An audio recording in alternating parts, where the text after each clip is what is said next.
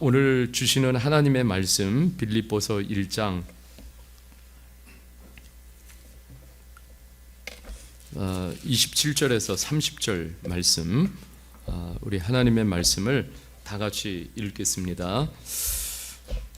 오직 너희는 그리스도의 복음에 합당하게 생활하라. 이는 내가 너희에게 가보나 떠나 있으나 너희가 한 마음으로 서서 한 뜻으로 복음의 신앙을 위하여 협력하는 것과 무슨 일에든지 대적하는 자들 때문에 두려워하지 아니하는 일을 듣고자 합니다.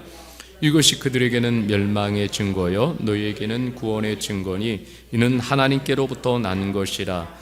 그리스도를 위하여 너희에게 은혜를 주신 것은 다만 그를 믿을 뿐 아니라 그를 위하여 고난도 받게 하려 하십니다.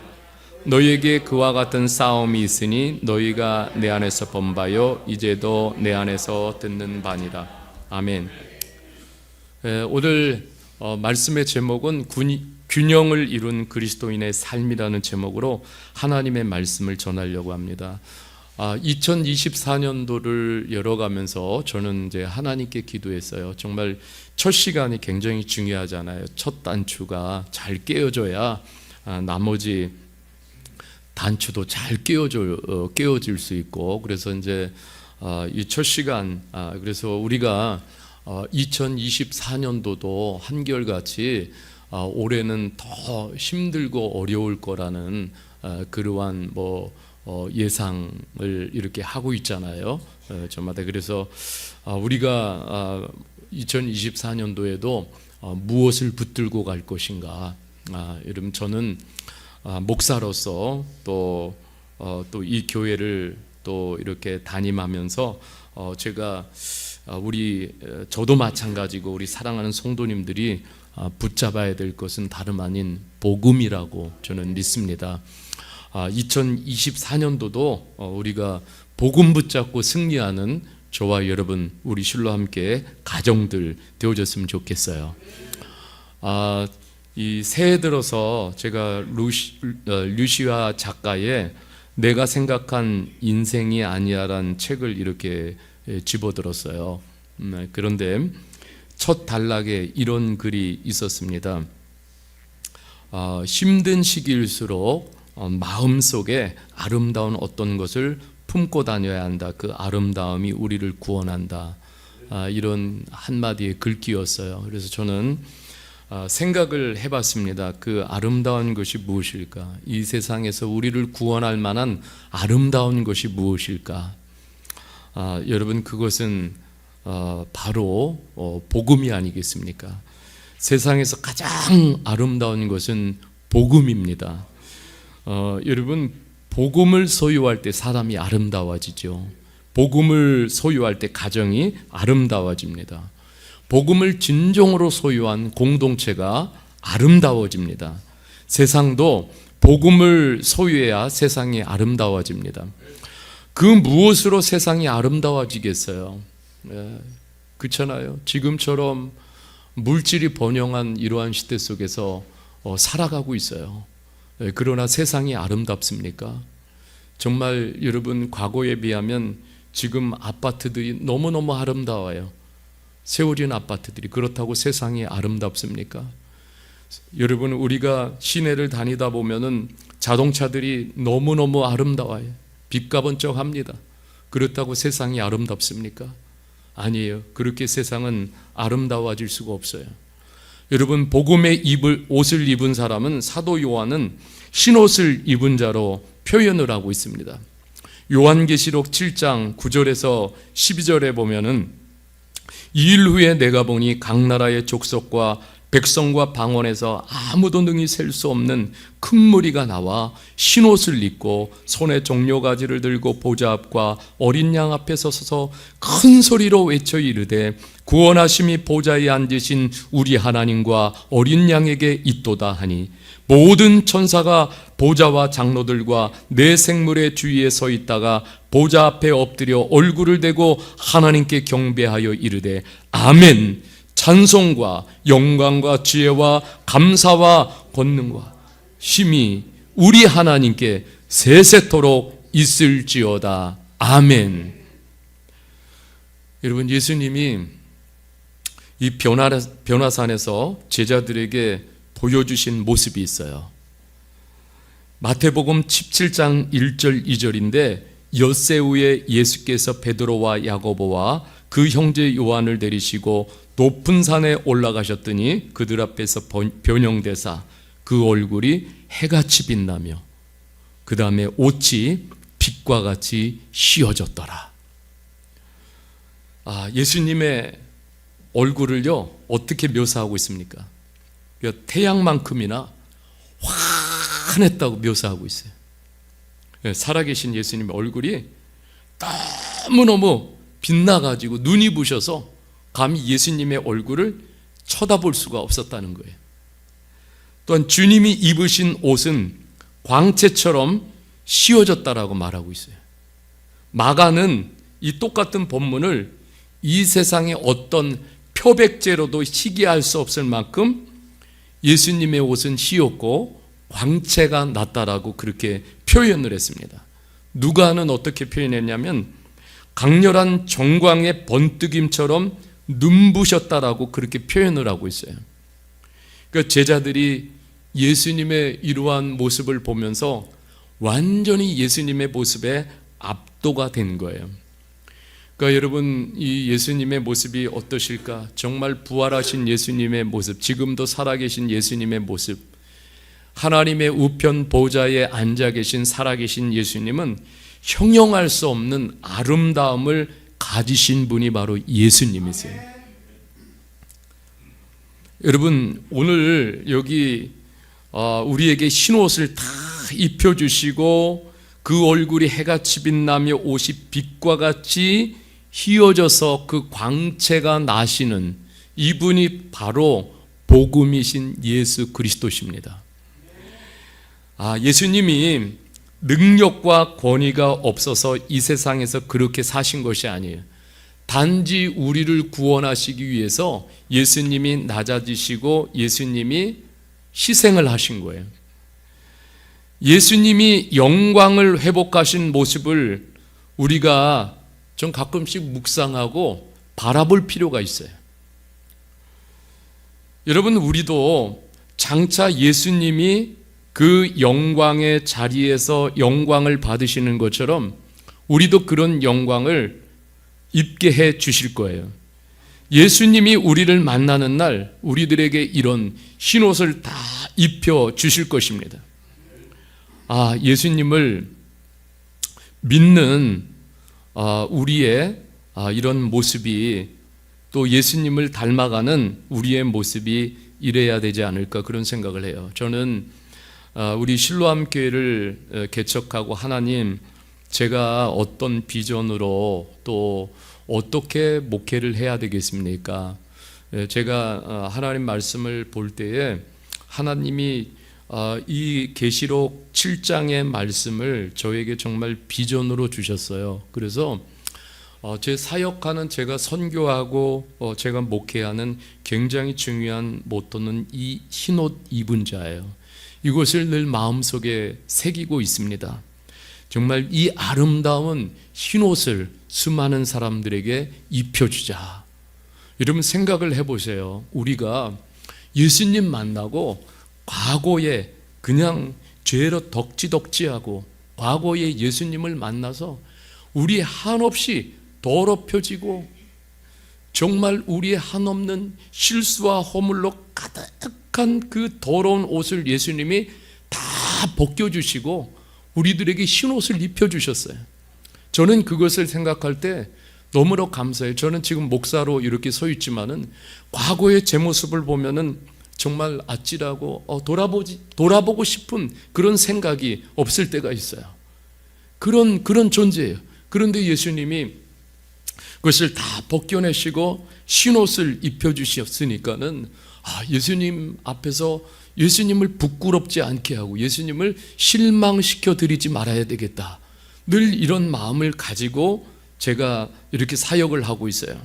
제가 늘 꿈꾸는 게 있어요. 복음이신 예수님을 모르는 미얀마 형제 자매들, 그것뿐만 아니에요. 제가 만나는 한국의 예수님 모르는 이러한 사람들에게 이 흰옷을 입혀줬으면 좋겠다. 늘 이런 꿈을 꾸면서 올해도 하나님 2024년도에도 저를 통해서, 우리 교회를 통해서 많은 사람들이 이 흰옷을 입고 변화되어서 주님의 영광을 바라봤으면 좋겠습니다. 정말 그런 제가 소원을 품고 기도하고 있어요. 제가 미얀마에 처음 갔을 때에 그 미얀마의 광경을 보면서 그런 생각이 들었어요. 정말로 너무너무 이렇게 가난한 모습들을 보고 또 그 종교의 그 찌들은 모습, 정말 그 옷을 누가 이것을 벗겨줄 수 있을까? 지금은요, 이 쿠데타가 터지고 미얀마 나라는 전 세계에서 거리에 가장 거지가 많은 나라가 되어졌어요. 정말 이런 소식을 들으면은 마음이 너무너무 아픈 거예요. 여러분, 이 복음이신 예수님을 몰라서 정신적으로 빈곤하게 살고 영적으로 빈곤하게 사는 사람들이 얼마나 많아요. 미얀마뿐만 아니라 이 한국 땅 지구상에 얼마나 많은 사람들이 영적 빈곤에 정신적 빈곤으로 살아가고 있습니까? 이 빈곤을 세상의 헛된 것으로 채우려 하지만은 어떻게 점점 더 영적으로 빈곤해져 가고 있고, 그리고 정신적으로 빈곤해져 가고 있습니다. 오늘 살아가는 사람들이 보면은요, 어떻게 살아가나 삶의 방식을 이렇게 보고 있으면은 다 자기 고집으로 충만해서 살아가고 있습니다. 그냥 자기 고집으로 똘똘 뭉쳐있고 자기 고집 아집으로 충만하게 살아가고 있어요. 그런 삶의 형태를 보면은 추한 옷을 덕지덕지 껴입고 더럽고 추한 열매들이 온 세상에 점점 만연해가 있고 그리고 죄로 점점점 더불어서 오염시켜가고 있습니다. 여러분, 우리는 하나님의 특별한 사랑의 선택으로 우리가 그리스도인이 되어졌어요. 이게 얼마나 감사한지 몰라요. 한번 생각해 보십시오. 내가 그리스도인이 되지 않았더라면 오늘 이 세상에서 어떻게 살아가고 있었을까? 제가 목사가 되지 않았더라면 이 세상에서 어떻게 살아가고 있었을까? 여러분, 이렇게 그리스도인으로 선택해 주시고 삼아 주신 것이, 이것이 하나님의 사랑이고 이것이 하나님의 크신 은혜예요. 여러분, 우리가 어떻게 아름답게 살아야 되겠습니까? 어떻게 흰옷을 입은 자처럼 우리가 살아야 되겠습니까? 우리의 삶의 최우선순위를 어디에 놓고 살아야 되겠습니까?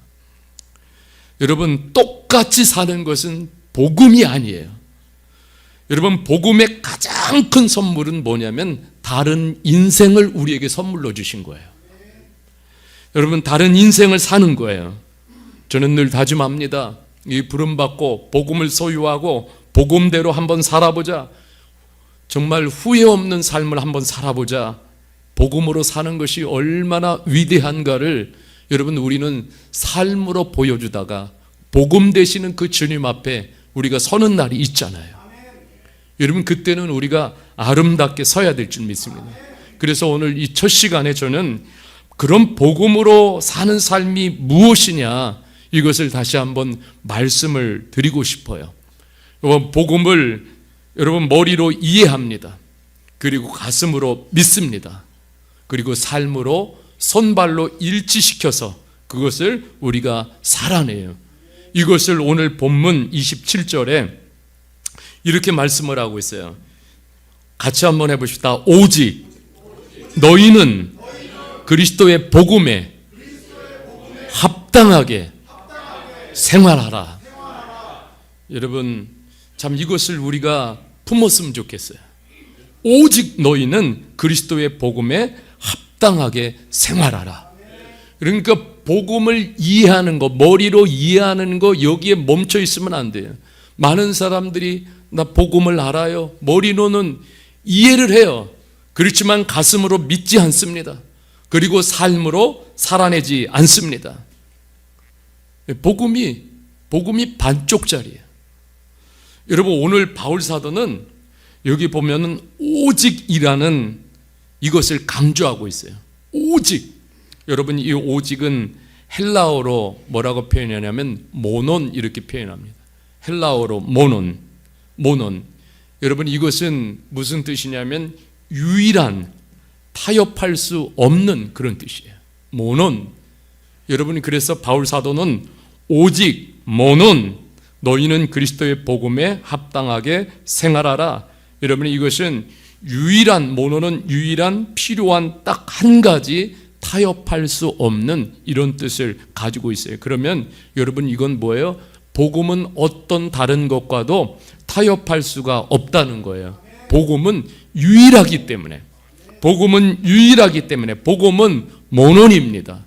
복음은 모논이에요. 옆 사람에게 그렇게 한번 합시다. 복음은 모논입니다. 네, 복음은 모논이에요. 여러분, 타협한다면 유일한 진리가 아니에요. 그저 많은 진리 중에 하나에 불과한 거예요. 여러분, 복음은 타협의 대상이 아닙니다. 유일하신 진리의 복음이신 예수님이 무엇과 타협이 되겠습니까? 여러분, 그러니까 세상은요, 복음을 물타기 하려고 그래요. 복음에 타협해. 복음 타협해라. 세상과 타협해라. 어떠한 비진리와도 그냥 타협해라. 그래서 우리들에게 붙여지는 말이 있어요. 기독교는 굉장히 배타적이야. 그런데 여러분, 우리는 속으면 안 됩니다. 속으면 안 돼요. 타협되고 변하는 진리라면 그것은 모논이 될 수가 없어요. 모논이 될 수가 없어요. 그것이 어떻게 복음이 될 수가 있겠습니까? 여러분, 그래서 이 복음은 모논이에요. 여러분, 이것을 우리가 다시 한번 품었으면 좋겠어요. 올 한 해도 이 세상을 살다 보면 얼마나 많은 타협을 요구하겠어요. 정말 내가 가진 이 복음을 물타기 하려고 수많은 유혹, 수많은 미혹들이 있어요. 여러분, 이것을 이겨내고, 그리고 이 복음 모논이다, 그럴 때마다 결심하고 선포했으면 좋겠어요. 결코 타협할 수 없다. 여러분, 이것을 붙들고 나갈 때 우리 주의 성령께서 기뻐하시고 함께 하실 줄 믿습니다. 여러분, 두 번째, 여기 보면은 합당하게라는 단어를 꼭 기억할 필요가 있습니다. 헬라어로 이 합당하게는 악시오스예요. 악시오스. 영어로는 워디 이렇게 표현을 했어요. 이것은 어떻게 표현하냐면 평형을 이루다, 균형을 이루다, 그런 뜻이에요. 여러분들이 이러한 말씀을 좀 우리가 가슴에 담았으면 좋겠습니다. 여러분, 저울추를 생각하면 잘 이해할 수 있어요. 저울의 기능은 균형이에요. 밸런스. 여러분, 이것이 악시오스가 품은 그림이에요. 한편에는 복음이 있습니다. 또 한편에는 삶이 있어요. 복음의 무게와 삶의 무게가 균형을 맞춰야 한다는 거예요. 이거 굉장히 중요한 거예요. 다시 말하면 복음과 삶이 일치하도록, 어울리도록 그렇게 살아야 한다는 거예요. 왜 아멘을 안 하세요? 이거 아멘 해야 돼요. 여러분, 이 균형을 이룬 그리스도인의 삶의 모습이에요. 여러분, 복음은 예수 그리스도의 좋은 소식이죠. 예수님 자체가 이 세상에서 가장 기쁜 소식이에요. 그리스도인의 삶은 그 좋은 소식을 살아내야 돼요. 여러분, 다시 말하면은 이 복음은, 로마서에 보면 바울 사도는 이 복음은 구원을 주시는 우리에게 뭐라고 그랬어요? 하나님의 능력이라고 말했어요. 이 능력이 어떤 능력이에요? 우리의 죄를 씻어내는 능력이에요. 우리가 과거로 사는 게 아니에요. 새 사람으로 만드는 능력이에요. 우리에게 이 땅뿐만 아니라 우리에게 주어진 영생의 선물이 주어지는 능력이에요. 여러분, 이 복음의 능력, 여러분이 이 능력으로 구원을 받았어요. 그러면 우리가 어떻게 살아야 돼요? 그렇게 살아야 한다라는 거예요. 여러분, 오늘날 사람들이 그래, 그리스도인들, 기독교 교회 참 이러면서 이렇게 손가락질하는 그런 경우가 많이 있어요. 그럼 여러분, 이게 왜 그러냐면은 우리가 균형을 잃었기 때문에 그렇습니다. 균형이 없기 때문에. 균형이 깨지면은 다 추해져요. 균형이 깨지면 병이 나요. 몸도 밸런스가 무너지면 병이 오잖아요. 그러니까 여러분 균형은 굉장히 중요해요. 균형이 깨지면은 이 세상의 독소가 우리에게 들어와요. 균형이 깨지면은 그러면 이 세상의 독소가 들어와서 그 독소가 우리를 지배해요. 그래서 여러분 우리가 늘 영적 밸런스를 유지하는 게 굉장히 중요한 거예요. 여러분 세상에서 가장 존경받았던 영적 지도자 하면은 존 스토트 목사님이세요. 여러분 올 한 해는 여러분들이 기회가 되면 이런 제자도라는 책을 한번 구입해서 읽어보면 좋겠어요. 이 제자도의 핵심의 가치 두 가지를 말해요. 굉장히 중요해요. 이 존 스토트 목사님이 제자도라는 책에서 제자의 핵심 요소 두 가지 핵심 가치를 말하는데 그게 뭐냐면 균형과 순수성이에요. Balance and purity. 이게 굉장히 중요한 거예요. 밸런스. 제자는 밸런스, 균형을 가진 그런 하나님의 사람들. 그리고 복음 때문에 가장 이 땅에서 순수성을 지닌 사람들. 여러분 이 두 가지 균형 잡힌 그리스도인이 되도록 노력을 해야 돼요. 그리고 여러분 교회도 마찬가지 균형 잡힌 교회가 돼야 되고 복음을 지닌 교회는 순수성이 세상과 다르게 이 복음의 순수성이 넘치는 교회가 돼야 돼요. 여러분 이런 거 상상만 해도 얼마나 축복이 돼요.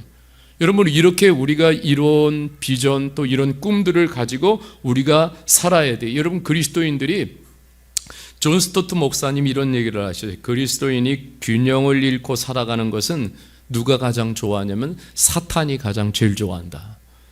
균형을 잃어버리고 살아갈 때. 근데 균형을 잃으면은 이 균형을 잃으면 신앙이 맹목신앙이 된다라는 거예요. 맹목신앙. 목적이 없어요. 분명하지 못합니다. 그래서 여러분 우리가 이렇게 말하는 것도 굉장히 중요하지만 삶의 영성, 실천의 영성, 밸런스가 돼야 되잖아요. 순수성을 겸비한 그리스도인이 되도록 우리가 굉장히 올해는 노력했으면 좋겠어요. 우리가 말하는 것, 행동하는 것이 거짓이 없었으면 좋겠어요. 그리고 앞뒤가 다르다. 그 장소마다 다르고 만나는 사람마다 다르고 여러분 이렇게 말과 행동이 더티하고 그러면 안 되지 않습니까? 여러분 우리가 복음은요 지금도 여전히 아름답고 복음은 세상에 비할 것 없이 복음은 가장 순수해요. 그 순수함 때문에 사람을 다 하나님의 사람으로 순수한 하나님의 사람을 다 회복시키는 능력이 있는 거예요. 그런데 여러분 우리의 삶이 추하니까 복음이 그렇게 추하게 보이게 만드는 거예요. 여러분 이것은 우리가 다시 한번 생각할 필요가 있어요. 오늘 말씀하고 있어요. 복음에 합당하게 악시오스라고 그랬어요. 균형 또 평형을 이루는 굉장히 중요하죠. 복음과 삶. 그 다음에 하나를 더 붙입니다. 생활하라 이렇게 말씀하고 있어요. 생활하라. 여기 헬라어는 폴리테우마이를 쓰고 있어요. 폴리테우마이. 여러분 이게 뭐냐면 이 의미가 시민으로 살다 그런 뜻이에요. 시민으로 살다. 어떤 시민? 빌립보가 로마 식민지에 소속돼 있잖아요. 그러니까 빌립보 사람들은 로마의 식민지 안에서 살았어요. 로마의 시민이었잖아요. 그러니까는 로마의 법과 생활 양식 라이프 스타일을 따라서 그대로 살았어요. 그런데 바울 사도는 말하는 거예요. 우리는 그리스도인입니다. 복음의 옷을 입은 그리스도인입니다. 그러면은 우리는 결코 세속적인 것을 따라서 사는 것이 아니에요. 그리스도인은 복음의 시민으로 복음을 따라 살아야 한다라는 거예요. 저와 여러분들은 소속이 하늘의 시민이고 복음의 시민입니다. 여러분 이렇게 살라는 거예요. 이 정체성에 대해서 가르쳐 주는 거예요. 여러분 하나님의 은혜로 우리가 이런 새로운 정체성을 가졌어요. 하늘 시민, 하늘나라의 시민, 그리고 복음의 시민. 이런 정체성을 예수님 믿으면서 우리가 얻게 됐어요. 나는 누구인가?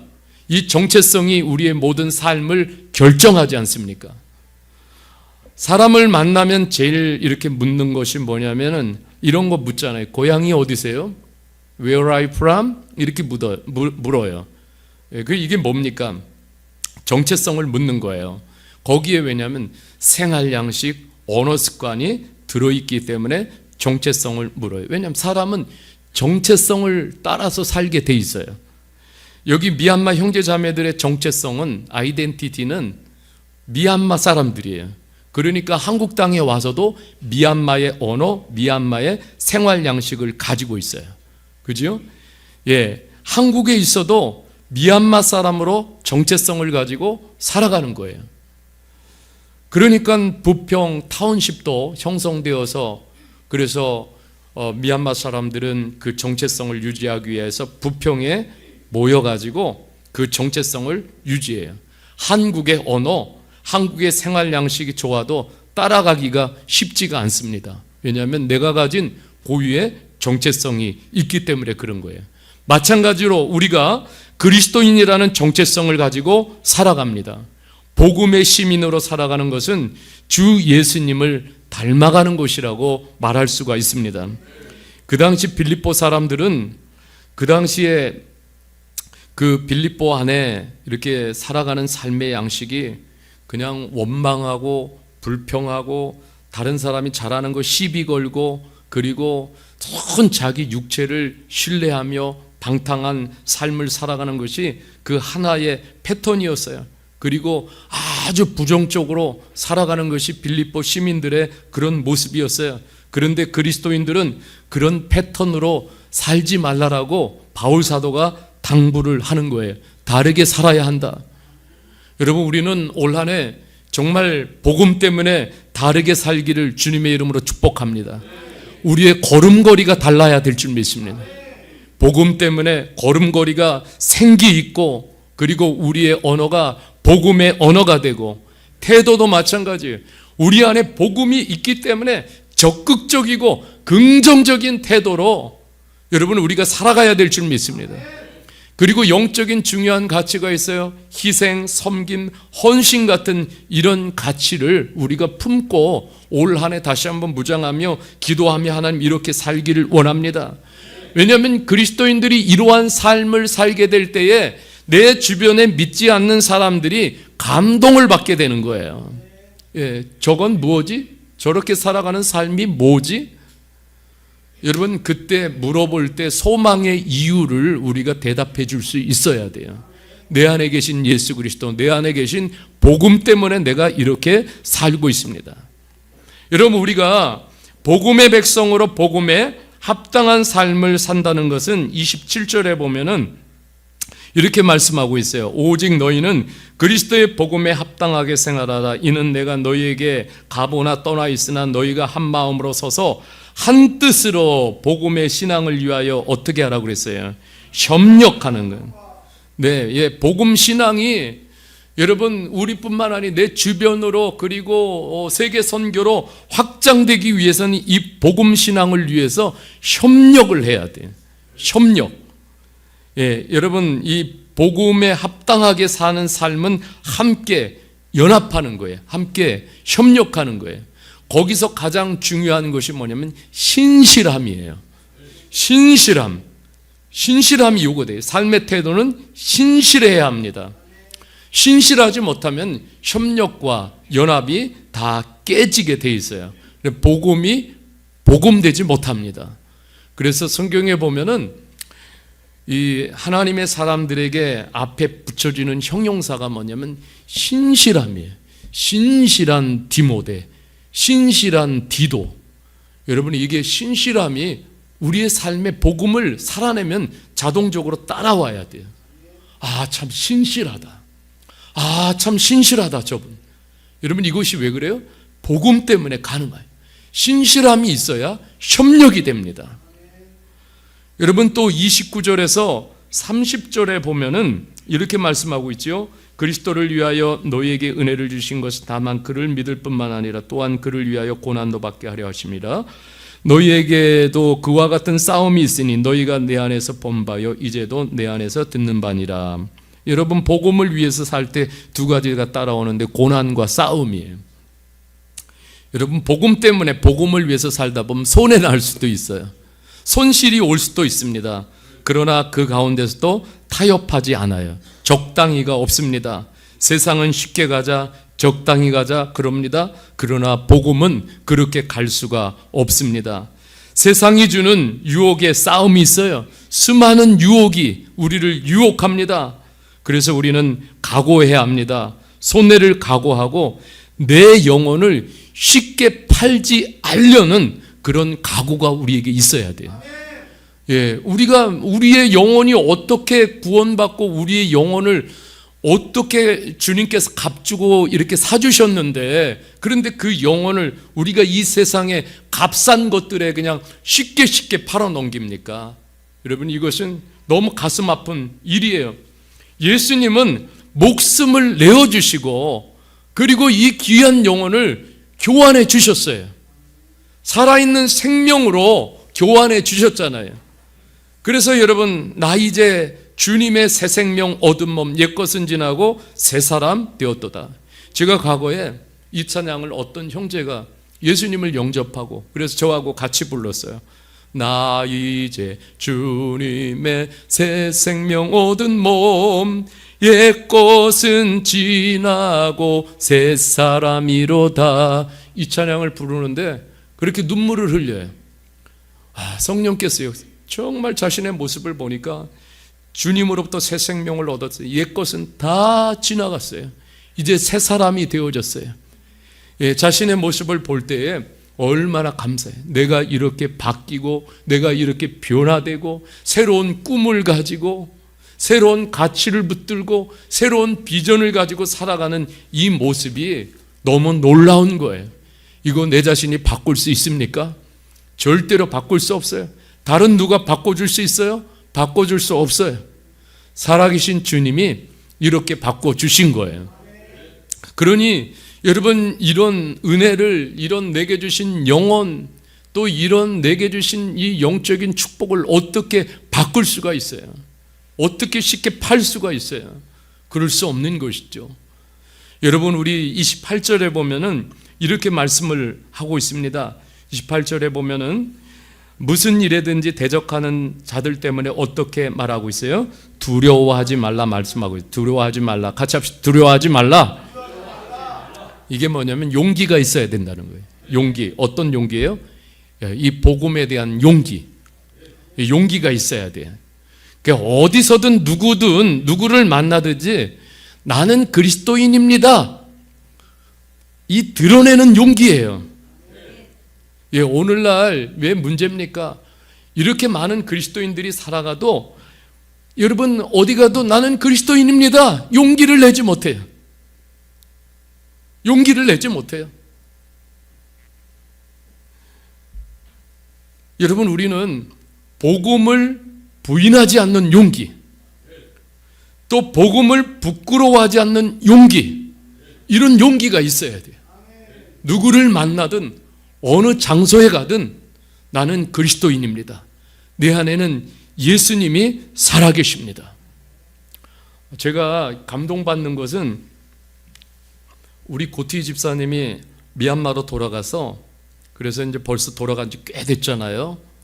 그런데 지금도 미얀마 구석구석을 다니면서, 그러면서 그 영적으로 험한 환경이잖아요. 얼마나 반대하는 경우도 많아요. 대적하는 사람도 많고. 그러나 꿋꿋하게 복음을 전하고 있어요. 저는 그 집사님을 생각할 때마다 그 안에 있는 복음의 용기가 너무너무 대단한 거예요. 복음이 살아있는 거예요. 그러니까 용기 있게 복음을 전하고 용기 있게 내가 누구라는 것을 세상 어디에 부끄럽지 않게 드러내고 있습니다. 여러분, 우리는 이런 용기가 있어야 돼요. 여러분, 마지막 하나를 추구하면 빌립보서 2장 5절 말씀이에요. 너희 안에 이 마음을 품으라. 곧 그리스도 예수의 마음이니. 복음에 합당하다라는 그 그리스도 예수의 마음, 이런 마음가짐을 사는 거예요. 예수님의 마음은 성품입니다. 이런 성품을 가지고 사는 건데, 빌립보서 그 다음에는 이 성품 중에 가장 예수님의 귀한 성품인 뭘 말하고 있습니다? 겸손에 대해서 말씀하고 있어요. 겸손. 그래서 제가 이 겸손한 뿌리라는 책에서 저자 한나 앤디스는 겸손을 이렇게 표현을 했어요. 겸손은 인간이 자신의 위치를 아는 것이다, 이렇게 표현을 했어요. 참 굉장히 적절한 표현이라고 저는 봅니다. 인간이 자신의 위치를 아는 거예요. 근데 이 위치를, 이 포지션을 자기 마음대로 벗어나면 그것이 교만이 되는 거예요. 그래서 겸손은 그리스도를 닮았다는 설명이잖아요. 아우구스티누스 어거스틴은 이렇게 말하고 있어요. 내게 기독교 개념 중에서 무엇이 최고이냐 묻는다면 이렇게 대답했어요. 나는 첫째도 둘째도 셋째도 언제나 겸손, 이렇게 대답을 했어요. 예, 그 첫째도 둘째도 셋째도 언제나 겸손. 예, 겸손에서 그분의 임재의 향기가 풍깁니다. 예수님은 작디 작은 인간 아기의 모습으로 오셔서 기꺼이 우리 중에 하나같이 되셨습니다. 여러분, 인생의 모든 아픔과 상처와 괴로움과 시련을 다 겪으셨어요. 제자들의 더러운 발을 씻기셨습니다. 갈보리 십자가에서 우리의 죄와 수치를 다 짊어지셨습니다. 그리고 우리에게 모든 것을 내어주셨어요. 여러분, 이것이 예수님의 겸손이에요. 예수님은 자신의 겸손에 대해서 이렇게 말씀하십니다. 마태복음 11장 28절 29절 수고하고 무거운 짐진 자들아 다 내게로 오라. 내가 너희를 쉬게 하리라. 나는 마음이 온유하고 겸손하니 나의 멍에를 메고 내게 배우라. 그리하면 너희 마음이 쉼을 얻으리라. 이는 내 멍에는 쉽고 내 짐은 가벼움이라. 예수님의 삶은 온통 겸손이셨어요. 사람들이 왜 예수님께 다가갔는지 아세요? 예수님께 다가가서 자기가 가진 인생의 비밀, 남들에게 말하지 못할 비밀, 슬픔, 좌절, 실망, 모든 실수를 예수님께 가서 다 이야기할 수 있었어요. 왜 그러냐면 예수님이 겸손하셨기 때문에. 여러분, 그분이 겸손하셨기 때문에 그래서 갈 수 있었던 거예요. 여러분, 종교의 문턱은 너무 높았어요, 그 당시. 그래서 쉽게 갈 수가 없습니다. 그런 측면에서 보면은 여러분, 교회의 문턱이 없어야 돼요. 이것이 예수님의 교회의 모습인 줄 믿습니다. 제가 마지막으로 드리고 싶은 것은 그거예요. 이 복음에 합당한 삶에는 그래서 향기가 납니다. 여러분, 고린도후서 2장 14절 15절 우리 다 같이 말씀을 읽겠습니다. 시작. 항상 우리를 그리스도 안에서 이기게 하시고 우리로 말미암아 각처에서 그리스도를 아는 냄새를 나타내시는 하나님께 감사하노라. 우리는 구원받는 자들에게나 망하는 자들에게나 하나님 앞에서 그리스도의 향기니. 아멘. 여러분, 이 복음을 담아낸 우리의 정체성은 그리스도의 향기예요. 우리가 그리스도의 향기입니다. 우리 옆에 분에게 그렇게 축복합시다. 그리스도의 향기십니다. 네, 여러분, 이 향기는요, 이 향기는 사람을 살리는 향기예요. 그리고 사람들에게 꿈을 주는 향기예요. 여러분, 그래서 살아있는 그리스도인들을 만나면은 같이 살아나고 같이 꿈을 꾸게 돼요. 같이 비전을 품게 됩니다. 그래서 그리스도의 향기를 품고 있기 때문에 향기가 달라요. 그렇기 때문에 저분이 그리스도인이구나, 이것을 알 수가 있는 거예요. 주변에서 혹시 그렇게 바라봐주고 있습니까? 잘 살고 계신 거예요. 그런데 향기가 무향이야. 도무지 향기가 안 나. 여러분, 이것은 내 안에 복음을 다시 점검해야 돼요.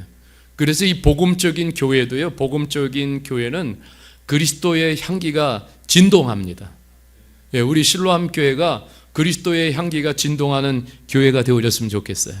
이 향기를 담고 가정으로 돌아가면은 가정 안에서 또한 그리스도의 향기가 어떻게 되겠어요? 또 진동하는 거예요.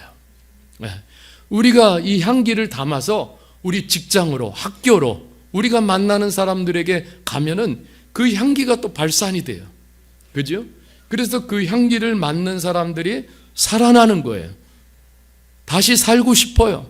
꿈을 갖게 되고 소망을 갖게 되고, 이 향기 안에는 주님의 삶을 반영하는 거울이 걸려 있습니다. 그래서 이 거울을 보면서 하나하나를 자꾸 고쳐가는 거예요. 그러면서 누구를 닮아갑니까? 예수님을 닮아가는 거예요. 어떻게 닮아갑니까? 더 주님을 사랑하게 돼요. 더 주님을 기뻐하게 되고, 이런 열망들이 막 일어나요. 그리고 주님의 영광을 위하여 살고 싶은 열망들이 우리 안에서 일어나게 됩니다. 성숙한 복음 시민으로 살고 싶은 그런 우리 안에서의 열망, 꿈과 비전이 막 자라나는 거예요. 여러분, 그래서 올 한 해 저와 여러분들이 올 한 해 정말 오늘 말씀하는 것처럼 균형 잡힌 그리스도인의 삶을 살아갔으면 좋겠어요. 균형 잡힌, 여러분 이거 굉장히 중요해요. 그래서 아름다우신 예수가 정말 우리의 삶을 통해서 고스란히 그 아름다움이 보여줄 수 있는 이런 한 해가 되어졌으면 좋겠어요. 이제 어디 가나 올 한 해는 내가 예수님의 향기가 되리라. 여러분, 이런 정체성을 분명히 가지고 기도하며 한 걸음 한 걸음 전진해 나갈 때 하나님께서 올 한 해 정말 하나님의 향기가, 이 복음의 향기가 진동하도록 우리를 사용해 주실 줄 믿습니다. 예, 정말 너무너무 귀한 거예요. 오늘 그런 비전을 품었으면 좋겠어요. 하나님, 복음의 향기로 나의 삶의 지경을 넓히겠습니다. 예, 그리고 선교의 지경을 넓혀가는 그런 원년이 되기를 주님의 이름으로 간절히 축복합니다.